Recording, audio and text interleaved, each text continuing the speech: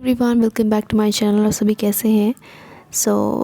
आज मैं हूँ एक न्यू क्वेश्चन पेपर के साथ। तो question paper previous question paper है कुमाऊं यूनिवर्सिटी का पब्लिक फाइनेंस का पेपर है ये 2022 जो अभी रिसेंट हुआ है, बिल्कुल वो वाला पेपर है ये।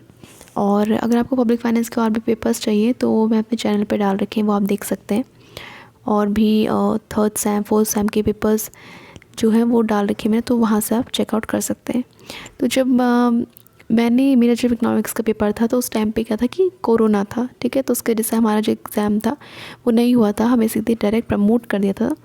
तो इसीलिए मेरे पास सेकंड सेम का पेपर नहीं होगा। I think second third same में हमें कर दिया था, 2 बार किया था।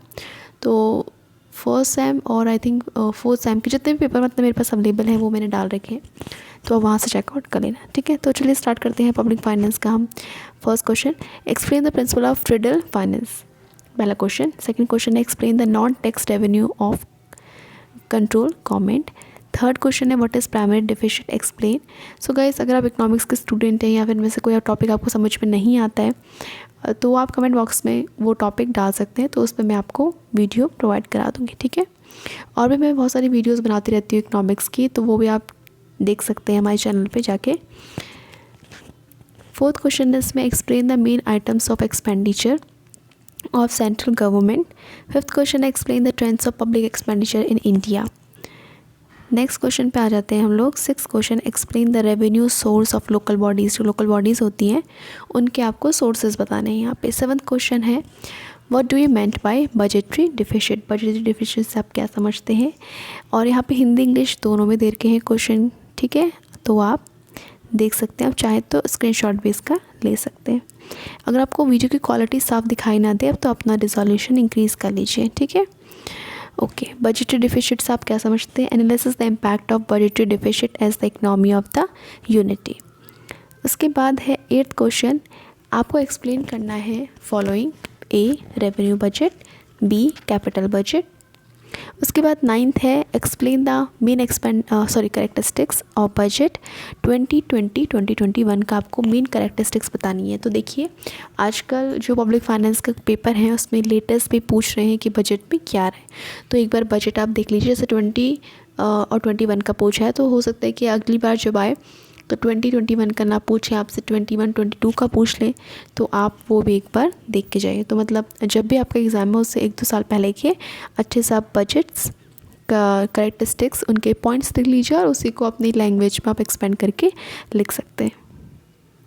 सो गाइस, ये पेपर मैंने अपनी एक फ्रेंड है उससे लिया था, तो उसने जिससे भेजा है, मैंने बिल्कुल भी इसको कट कुछ नहीं किया है, तो ऐसे ही जैसे भेजा मैं आपको, ऐसा अगर सही से नहीं दिखाया तो मैं बोल रही हूँ, आप लिख लीजिए, क्वेश्चंस को राइट डाउन कर लीजिए, ठीक है। तो 10th क्वेश्चन है इसमें explain the reasons for an increase in public डेब्ट इन इंडिया। क्यों पब्लिक जो डेब्ट है, ऋण जो होते हैं, वो क्यों इंक्रीज़ हो रहे हैं इंडिया में, ठीक है। अब हम आ जाते हैं सेक्शन बी में, लॉन्ग आंसर टाइप क्वेश्चंस पे। जो लॉन्ग आंसर टाइप क्वेश्चन में जैसे आपको पहले ही बताया था कि 4 क्वेश्चन होंगे इसमें, जिसमें से आपको कोई भी 2 अटैम्प्ट करने हैं, ठीक है। टोटल क्वेश्चंस क्या हैं, 35 मार्क्स के हैं दोनों क्वेश्चन। तो एक आपको मैं टिप बता सकती हूँ जिससे आप अपना टाइम से कर सकते हैं। बहुत लोगों को प्रॉब्लम होती है कि उनका जो पेपर है वो छूट जाता है, वो नहीं कर पाते। सबसे पहले तो आप थोड़ा बहुत ना लिखने की आप प्रैक्टिस करिए, ठीक है, क्योंकि आप आराम से लिख सकते। बहुत लोग को होती है कि राइटिंग सजा सजा के लिखना है, ठीक है। राइटिंग इतनी होनी चाहिए कि अंडरस्टैंडेबल हो, और साथ ही साथ क्या करना, आपको थोड़ी सी अपनी स्पीड बना के चलनी होगी स्टार्टिंग से ही, ठीक है। और दूसरी चीज़ आपको ये करनी है कि लॉन्ग आंसर टाइप क्वेश्चन आप पहले करिए, क्योंकि बहुत बच्चों का लॉन्ग आंसर टाइप ही में फर्स्ट क्वेश्चन एक ना कोई क्वेश्चन छूट जाता है। क्यों ऐसा होता है, क्योंकि हम शॉर्ट में ही बहुत सारे पेजेस से भरने लग जाते हैं, पता ही नहीं चलता। शॉर्ट में ऐसा होता है ना कि कोई आंसर हमें क्वेश्चन आता है हमें, तो उसका ही आंसर लिखने बैठ जाते हैं, तो लॉन्ग आंसर छूट जाता है।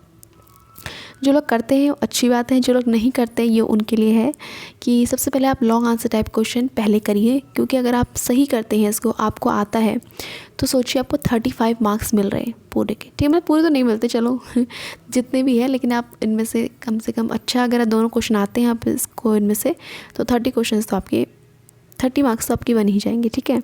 उसके बाद शॉर्ट में आइए, ठीक है। तो क्योंकि शॉर्ट कम मार्क्स का होता है, इसीलिए शॉर्ट क्या है 10 मार्क्स का है और लॉन्ग 17.5 मार्क्स का है, डिफरेंस समझिए, ठीक है।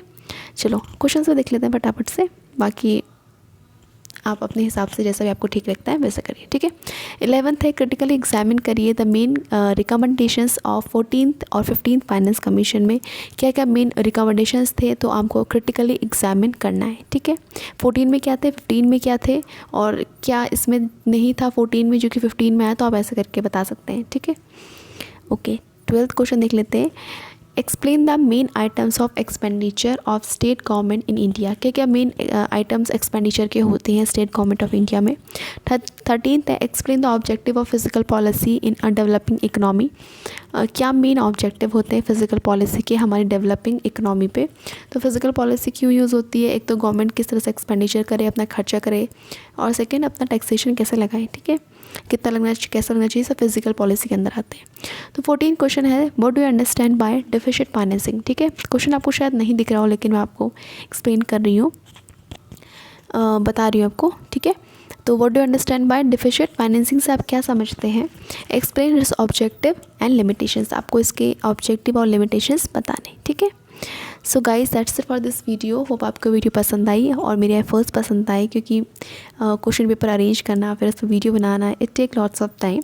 तो अगर आपको पसंद आया, और हो सकता है इस वजह से बहुत सारे क्वेश्चंस आ जाएँ, क्योंकि मैंने एक प्रीवियस कमेंट पढ़ा था जिसमें एक बच्चा था, वो बोल रहा था कि ज्योग्राफी का जो पेपर है वो 4 साल पहले का ज्योग्राफी का पेपर है बीए का, और बिल्कुल डिट्टो सेम क्वेश्चंस आ रखे हैं। तो हो सकता है कि आपके भी इसमें से कोई ना कोई क्वेश्चंस या कोई टॉपिक रिपीट हो जाए, हो सकता है। तो आप प्रीवियस क्वेश्चन पेपर एक बार ज़रूर देख के जाइए, ठीक है। इनमें से क्वेश्चंस आप ज़रूर देख के जाइए, हो सकता है इसमें से एक दो क्वेश्चंस आ जाएं, ठीक है, या फिर टॉपिक हमेशा रिपीट होते हैं, ठीक है। तो इससे तो बिल्कुल दिक्कत नहीं है। तो एक बार पहले प्रीवियस क्वेश्चन पेपर कर लें और उसके बाद अपने सिलेबस पे जाएँ, ठीक है। तो ये है मेरी तरफ से छोटी सी टिप आपके लिए, और आपको सभी को all the best for your exam, क्योंकि मुझे पता है मोस्ट ऑफ द बच्चे जो होते हैं वो एग्ज़ाम से कुछ दिन पहले ही फटाफट से ढूंढते हैं कि चलो देख लिया जाए क्वेश्चन पेपर कैसा आता है करके। तो उन सभी को ऑल द बेस्ट, और वीडियो पसंद आए तो आप लाइक कर सकते हैं, हमारे चैनल को सब्सक्राइब कर सकते हैं ऐसी और वीडियोस देखने के लिए। और हमारे जो प्लेलिस्ट है वहाँ पे जाकर ज़रूर देख लीजिए कौन सा एग्ज़ाम है और वो पेपर अवेलेबल है नहीं है। तो जितने पेपर अवेलेबल थे मेरे पास मैंने वो सब डाल दिए हैं, और जो नहीं हो पाएगा उसके लिए I am very sorry, thank you.